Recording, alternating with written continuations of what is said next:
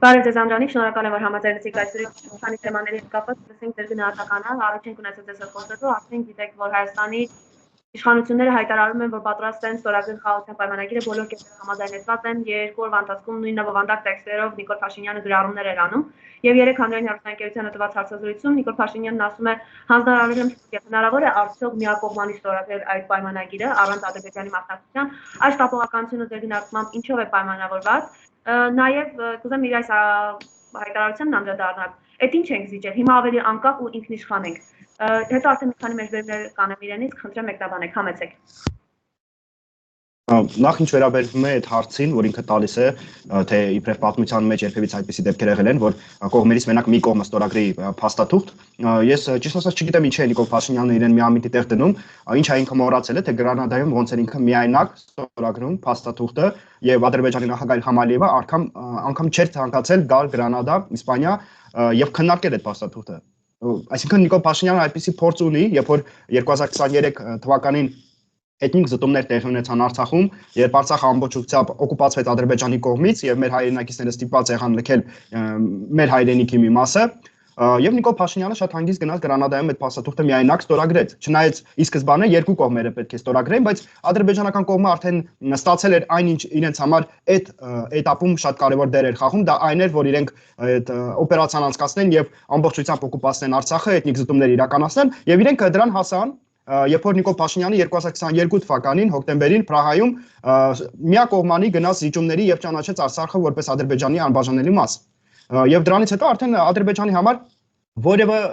նշանակություն չուներ թե ինչ փաստաթուղթեր քննարկվելու Գրանադայում եւ իհարկե իրենք չգնացին եւ չստորագրեցին, բայց Նիկոլ Փաշինյանը միակողմանի այդ փաստաթուղթը ստորագրեց։ Դրա համար ես չգիտեմ ինչի է նորից եմ այդ հարցը տալիս, հենց իրեն եւ առաջին հերթին, ինչի է ինքը իրեն միամիտի տեղ դնում, կարծես թե այդպիսի դրվագներ չեն եղել։ Իհարկե, պատմության համար, միջազգային ասպարեզի համար, դիվանագիտության համար սա նոնսենս է, երբ որ կողմերից միայն մեկն է ստորագրում փաստաթուղթը, բայց Նիկոլ Փաշինյանը այնպիսի անձնավորություն է, ով շատ հաճախ է նման դեպքերում մասնակցում, երբ որ այդ նոնսենսային դեպքեր է իրականացնում եւ առաջինն է դառնում նման հարցերում։ Այդպիսով այդ հարցը անիմաստ է ինքը տալիս, ինքը նման փորձ ունի եւ ես չեմ բացառում, որ կարող է նորից կրկնել այդ փորձը, բայց քանի որ արդեն անցած փորձը ոչ մի արդյունքի չբերեց, գուցե ինքը փորձել է հասկանալ թե ինչպիսի այլ մեխանիզմներ կան, որ այդ փաստաթուղթը ստորագրել, հետո հայ հանրությանը դա ներկայացնել որպես խաղաղության փաստաթուղթ եւ դա փորձել օգտագործել որպես գործիք, որը իրեն կօգնի գալիք ընտրություններում արդյունքներ քվեներ ստանալ մեր հասարակության կողմից, իրենց մանիպուլյացնելով եւ մոլորության մեջ գցելով։ Տեսեք, իրենք եւ իրենց արբանյակները ասում են, որ բոլոր նրանք դուք եւ մյուսները, ովքեր դեմ են այսպես կոչված խաղաղության պայմանագրին, դուք պատերազմ հրահրողներն եք, դուք պատերազմ եք ուզում, մոռանալով, որ միայն իրենց իշխանությունը հայ ժողովրդի գլխին 3 պատերազմ է բերել եւ կորսված մի հայրենիք, եւ այսօր նաեւ կանգնած ենք երկրորդ մեր հանրապետությունը կորցնելու շեմին, կխնդրեմ այս մասով ձեր գնահատականը տաք։ Դա իհարկե հերթական կեղծ տարածումներն են, որ իրենց կողմից իրականացվում են։ Ես ցավում եմ, որ մեր հանրության մեջ գտնվում են մարդիկ, ովքեր հավատում են նման կեղծիքներին, ստերին, մանիպուլյացիաներին։ Սա ակնհայտ է, որ բոլորս էլ ձգտում ենք խաղաղությանը։ Չկա, ես չեմ կարծում, որ կա նման մարդ, ով պատերազմ է ուզում, ով պատրաստ է իր որդիներին, երեխաներին զոհել այդ պատերազմի ընթացքում, ոչ չեմ կարծում, որ նման մարդիկ կան։ Անկամ ստեղծված իրավիճակում, երբ որ Արցախը ամբողջությամբ օկուպացված է եւ 150,000-ից ավելին մեր հայրենակիցներ փախստականի կարգավիճակով գտնվում են Հայաստանում, ստապ մտածող մարդիկ շատ լավ հասկանում են, որ այս этаպում գնալ պատերազմի ուղղակի անիմաստ է։ Մենք պատերազմի պատրաստ չենք եւ մեր համար գեր այլ նպատակներ կան, առաջին հերթին զբաղվել փախստականների հարցով, երկրորդը հասնել նրան ճնշում իրականացել եւ տարբեր մեխանիզմներ օգտագործել եւ հասնել նրան, որ բոլոր ռազմագերիները վերադառնան Հայաստան, Բաքվից, եւ երրորդը անպայման պահպանել Արցախահայության իրավունքների հարցը միջազգային ասպարեզում։ Սա 3 նպատակներն են, որոնց մենք պետք է հասնենք, բայց գնալ պատերազմի դա անտրամաբանական է ստեղծված իրավիճակում եւ ոչ մի դրական արդյունքի չի կարող բերել հիմա։ Ես չգիտեմ թե ինչպիսի իրավիճակ ստեղծվի օրինակ 10, 20, 30, 50 տարի հետո։ Կարող է իրավիճակը այնպես փոխվի, որ Հայաստանը ավելի ուժեղ դիրքերում հայտնվի, Հայաստանի կողքին լինեն այնպիսի պետություններ, որոնք միջև վերջ կոժանդակեն Հայաստանին, իսկ Ադրբեջանը հակառակը, ներքաղաքական իրավիճակը լարվի, այնտեղ ինչ որ փոփոխություններ տեղի ունենան եւ մենք կարող է դա օգտագործենք, ինչպես Ադրբեջանը 2020 թվականին օգտագործեց իրավիճակը։ Հիմա այս պարագայում իհարկե պատերազմի մասին որևէ խոսք չի կարող գնալ եւ ինչպես դուք եք նշում եւ շատ իրավացի եք այդ հարցում որ վերջին 7 տարիների ընթացքում քանի դեռ Նիկոլ Փաշինյանը իր թիմի հետ միասին գտնվում է իշխանությանը մենք անդադար ստանում ենք պատերազմներ ինչա մարդիկ մոռացել են Մարդիկ ես չեմ կարծում որ մոռացել են եւ եթե Նիկոլ Փաշինյանը կարծում է որ մեր քաղաքացիները թութակի պես հա ինչ որ կամ ձգնի պես ինչ որ հիշողություն ունեն եւ վարքյաններ հետո ամեն ինչի մասին մոռանում են դա այդպես չի Մեր քաղաքացիները շատ լավ հիշում են թե ինչ տեղի ունեցավ 2020 թվականին Արցախյան պատերազմը, ինչ տեղի ունեցավ 2021 թվականին, 22 թվականին, երբ որ ջերմուկի ուղղությամբ եւ տարբեր այլ ուղղություններով հարձակումներ եղան եւ մենք զոհեր տվեցինք, տարածքային կորուստներ ունեցանք։ Մեր հանրությունը չի մոռացել թե ինչ տեղի ունեցավ 2023 թվականի սեպտեմբերին, էթնիկ զտումները Արցախում, Արցախի ամբողջությամբ 7 տարիների ընթացքում անդադար ինչքան իրենք խոսում են խաղաղության մասին, այդքան մենք պատերազմներ ենք ստանում։ Մա ես չգիտեմ գուցե այս մարդու էությունն է այդպես որ ասում է մի բան, բայց անում է այլ բան եւ այդ այլ բանը բերում է պատերազմ։ Եվ ցավոք սրտի պատերազմում դժում են ոչ թե իրենք, ովքեր բերեցին այդ պատերազմը մեր գլխին, այլ դժում են սովորական քաղաքացիները, հասարակ քաղաքացիները։ Եվ ես հուսով եմ որ մեր քաղաքացիները սա կհասկանան, որ հիմա էլ ինչքան խոսում են այս խաղաղության փաստաթղթի մասին, ակնհայտ է որ ոչ մի խաղաղության մասին չի կարող խոսք գնալ։ Այստեղ երբ որ մենք խոսում ենք խաղաղության փաստաթղթի մասին, երկու կողմերի միջև, ապա երկու կողմերն էլ պետք է պատրաստ լինել գնալ փոխզիջումների։ Տեսված իրավիճակում մենք տեսնում ենք որ Ադրբեջանը ճնշում է իրականացնում, Հայաստանը գնում է փոխզիջումներ, միակողմանի զիջումների։ Նորից ճնշում, նորից միակողմանի զիջումներ։ Եվ սա դարձել է անդադար ինչ որ ցիկլ, եւ վերջը եթե Հայաստանը չի գնում զիջումների, ապա պատերազմներով են մեզ սպառնում։ Այսինքն վախը բռնացրել են Նիկոլ Փաշինյանի եւ իր թիմակիցների եւ դա օգտագործում են որպես գործիք եւ իրենց էլ որպես գործիք եւս օգտագործում են որ մեր հասարակությանը վախեցնել պատերազմով ոչ մի խաղաղության փաստաթուղթ հիմա էլ այդ խաղաղության փաստաթուղթը տեսեք ամսի 13-ին կողմերը խոսեցին նրա մասին որ համաձայնեցրել են եւ ամսի 13-ից սկսած մինչեւ այսօր մինչեւ մարտի 22-ը անդադար մենք տեսնում ենք որ Ադրբեջանը լարում է իրավիճակը սահմանում Բա ինչի համար է դա անում Ադրբեջանը չէ որ Հայաստանը արդեն գնաց միակողմանի զիջումների այլ հարցերում որոնք մնացել են դեռևս քննարկման փուլում էին Որովհետև իրենք տեսել են, որ այս մարդը անընդհատ գնում է զիջումների, ուրեմն իրենք պետք է օգտագործեն սա։ Եվ ստիպեն իրեն, որ ինքը շարունակի գնալ զիջումների։ Իսկ այդ լարումը սահմանում նրա համար է ստեղծել, որ չստորագրեն փաստաթուղթը։ Մեր հանրությունը մի բարձ բան պետք է հասկանա։ Քանի դեռ Նիկոլ Փաշինյանը գտնվում է իշխանությանը, մենք անդադար ստանալու ենք պատերազմներ։ Եվ հիմա իրենք այս թեզը, որ առաջ են բերում նախկինները կամ ընդդիմությունը կամ այլ մարդիկ, ովքեր բարձրաձայնում են այս հարցերի մասին, ապա իրենք ուզում են պատերազմ լինի, սա գիտեք այն նույն ժանրից է, ինչ սևեր, սպիտակներ, նախկին ներկաներ, այսինքն իրենք նոր ինչ որ թեզիս են փորձում գտնել եւ դա գալիք ընտրություններում օգտագործել մարկանց վախեցնել պատերազմով եւ ստանան հանրության քվեն, որ նորից պահպանեն իրենց իշխանությանը, մնան իշխանությանը։ Տեսեք, նաև քանի որ խոսեցիք այդ փոխզիջումների մասին, որ եկան անդադասում են փոխզիջումներ են իրականացնում եւ մենք եւ Ադրբեջանը, իրենց այսպես կոչված խաղաղության պայմանագրի, այսպես ասենք,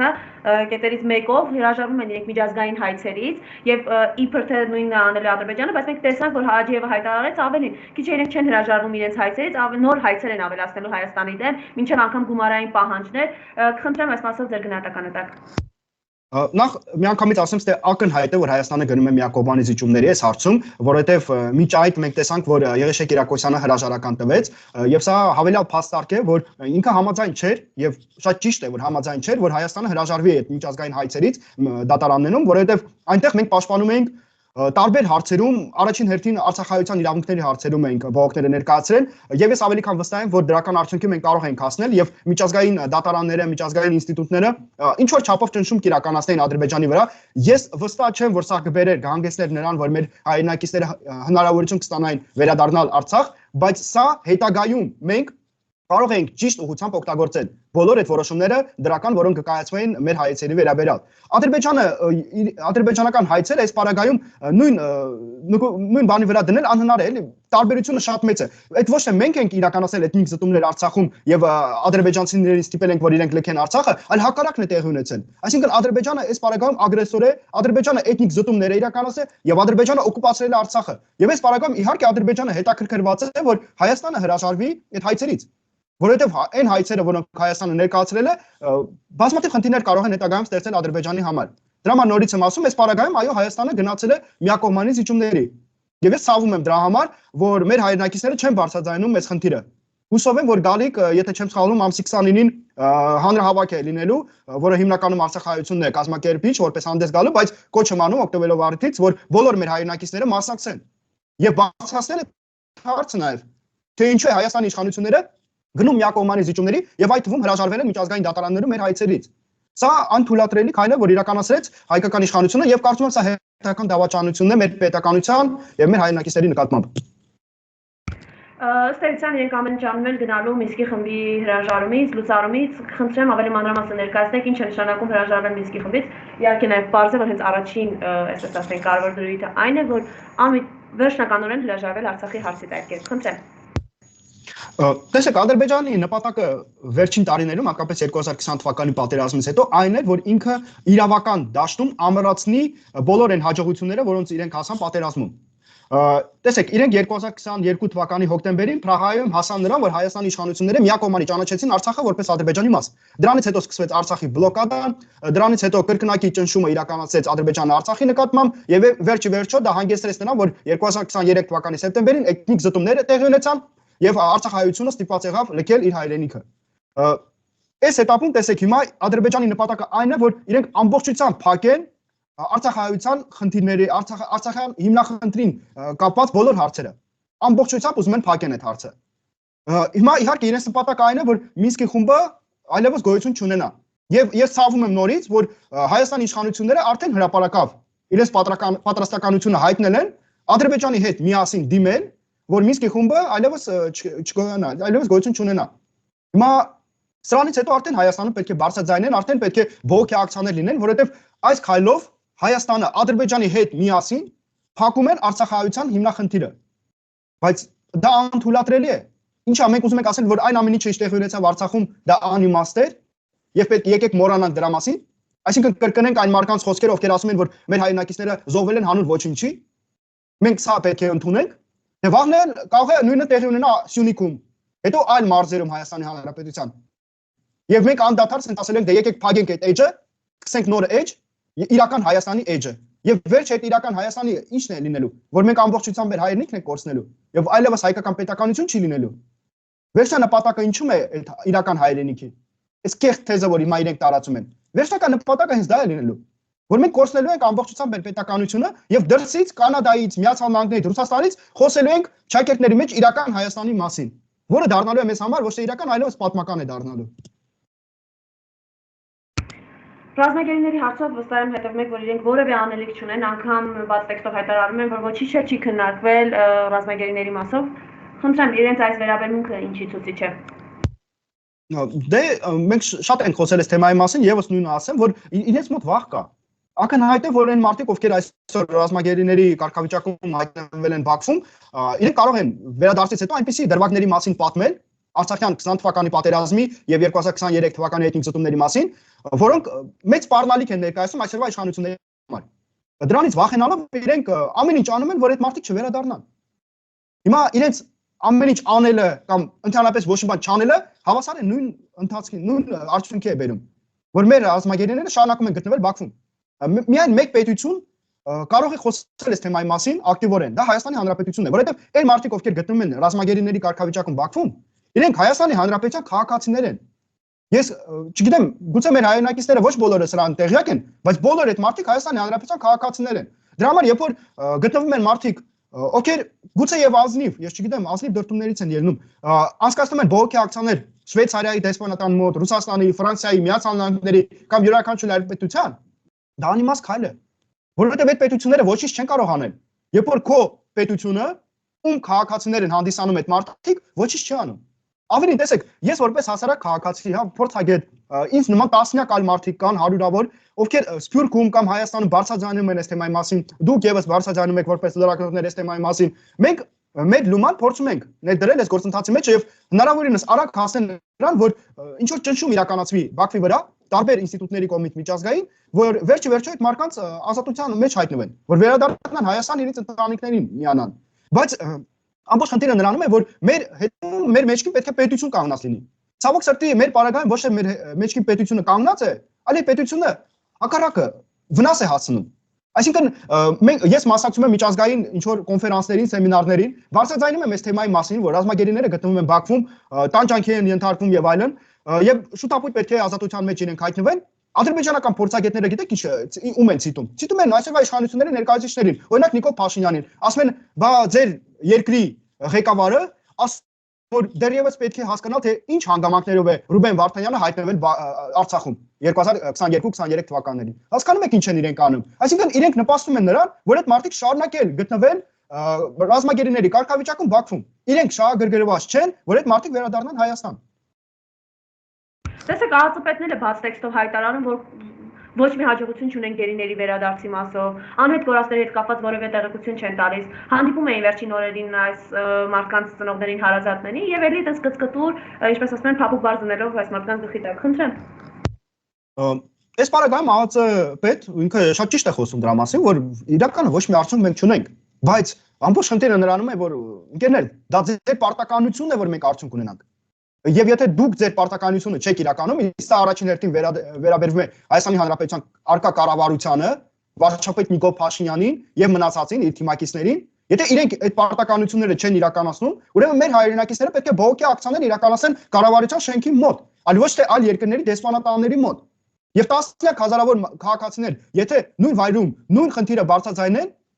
եւ ճնշում իրականացնեն այսօրվա իշխանությունների վրա, վստահ եմ, որ իրականությունը կարող է փոխվել։ Եթե չփոխվի այդ մարդկանց կարծիքը, որ իրենք իրենց պարտականությունները պետք է իրականացնեն, ապա պետք է փոխվի կառավարությունը, պետք է փոխվեն իշխանությունները։ Այլ տարբերակ ես չեմ տեսնում։ Մենք այլ հնարավորություն չունենք հասնել նրան, որ ռազմագերիները վերադառնան, եթե մեր պետականությունը նաև չզբաղվի այս հարցով։ Հասարակ քաղաքացիները ինչքան է բարձրացնեն, ինչքան է նպաստեն դրան, դա այն օգուտը չի բերի, որը կարող է բերել, եթե մեր մեջքին կանգնած լինի պետականությունը, պետությունը մեր։ Նաև տեսնում եք, որ Ադրբեջանը ինչ մեդիա տերոր է իրականացնում, Հայաստանի զինված ուժերին մեղադրելով իբր տարբեր ուղղություններից կրակ են բաց թողել։ Սա ինչ է, ինչի նախապատրաստություններ է, հաշվի առնելով նաև, որ երեք Նիկոլ Փաշինյանն ասում է էսկալացիայի վտանգ հիմքեր չենք տեսնում, խնդրեմ։ Ինչպես ես արդեն մեկ անգամ նշեցի, եւս մեկ անգամ ասեմ այս լարվածության մասին,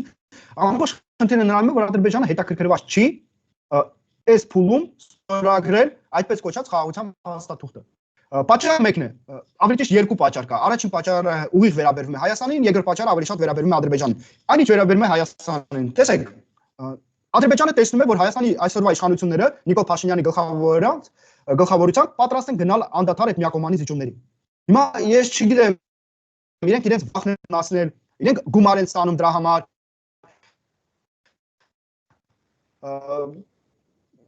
Ես չգիտեմ, բայց փաստը տեսնում եմ, որ այս իշխանությունները անդադար գնում են միակողմանի զիջումների եւ դա ակնհայտ է Ադրբեջանի համար նաեւ։ Սա հասկանալով Ադրբեջանը տեսնում է, որ մոտենում են ընտրություններ Հայաստանում։ Հիմա այդ ընտրությունները, եթե ոչ այս տարի, ապա հաջորդ տարի անպայման լինելու են։ Պարլամենտական ընտրությունները, որոնք վճռորոշ են լինելու մեր պետականության համար, մեր պետության իրական ապագայի համար։ Դա հասկանալով Ադրբեջանը նաեւ տեսնում է, որ այսօրվա իշխանությունը Հայաստանի Հանրապետության ռեյտինգը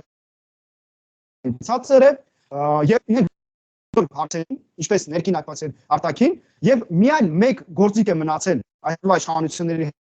այդպես կոչած խաղաղության փաստաթուղթն է, որոնք իրենք կարող են օգտագործել գալիք ընտրությունների ժամանակ, փորձելով ստանալ մեր հայրենակիցներից եւ նորից վերընտրվել։ Սա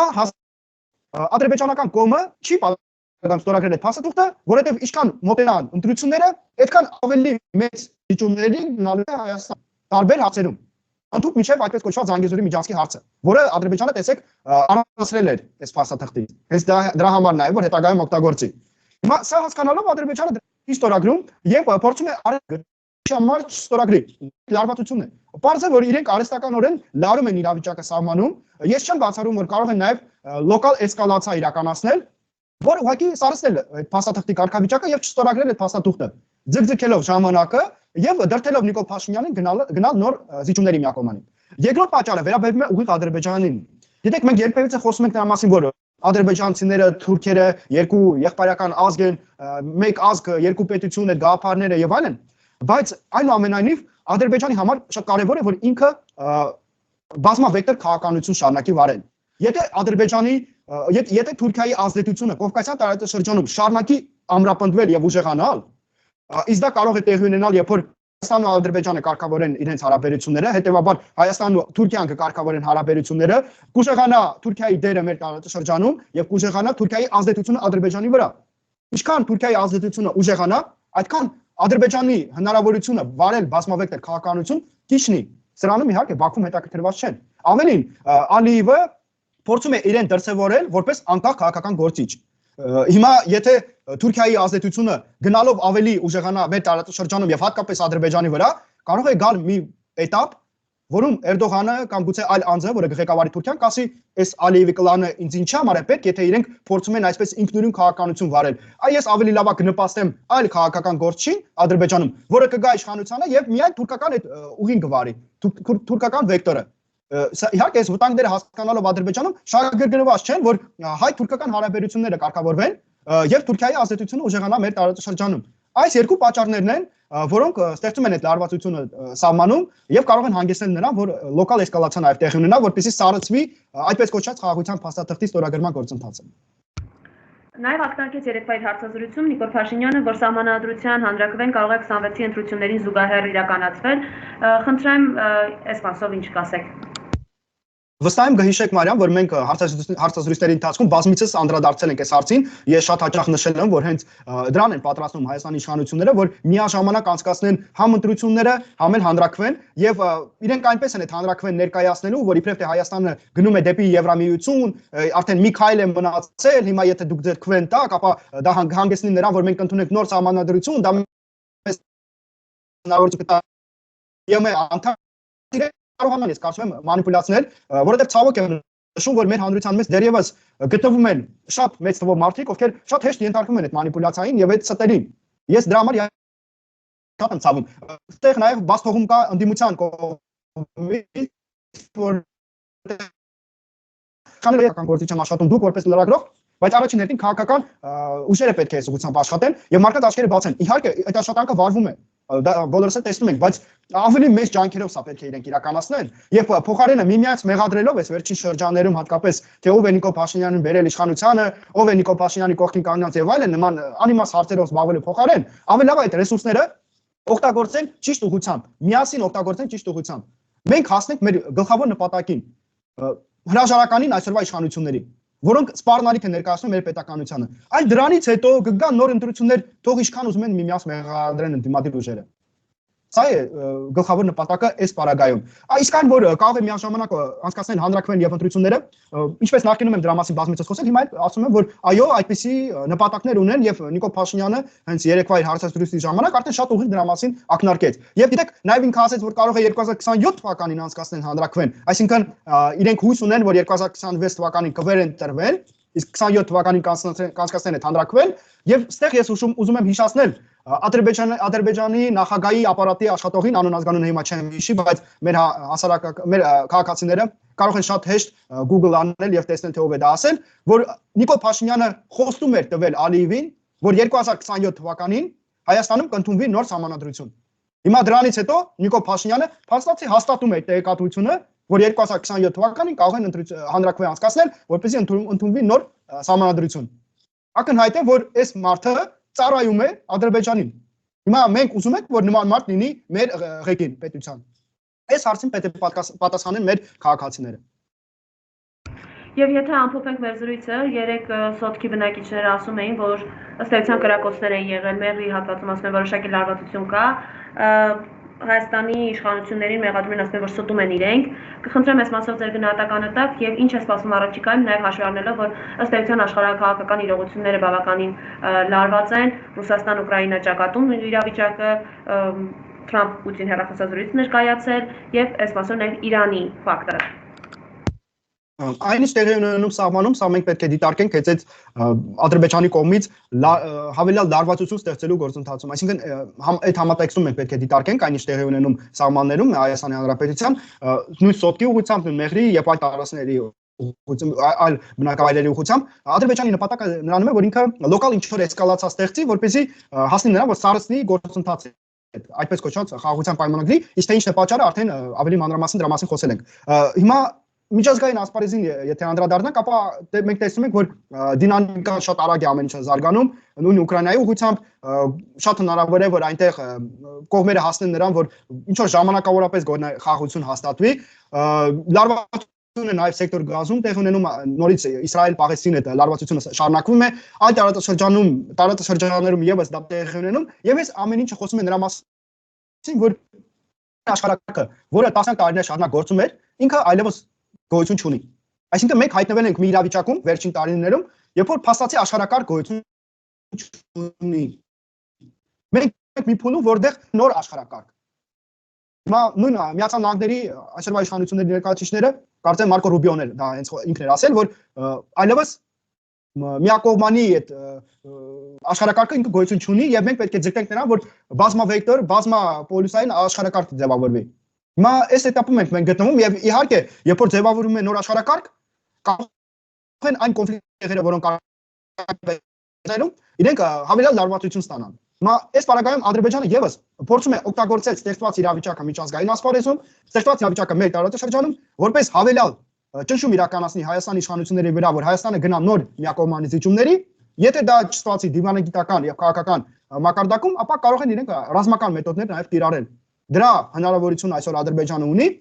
եւ իրենք տեսնում են, որ Հայաստանում իշխանությանը գտնվում է մի ուժ, ով ոչ միայն պատրաստ չի պաշտպանել Հայաստանի Հանրապետության տարածքային ամբողջականությունը, այլ ավելին հնարավորինս թույլատնում է Հայաստանը ներսից, որ Հայաստանը պատրաստ չլինի արտաքին ագրեսիային։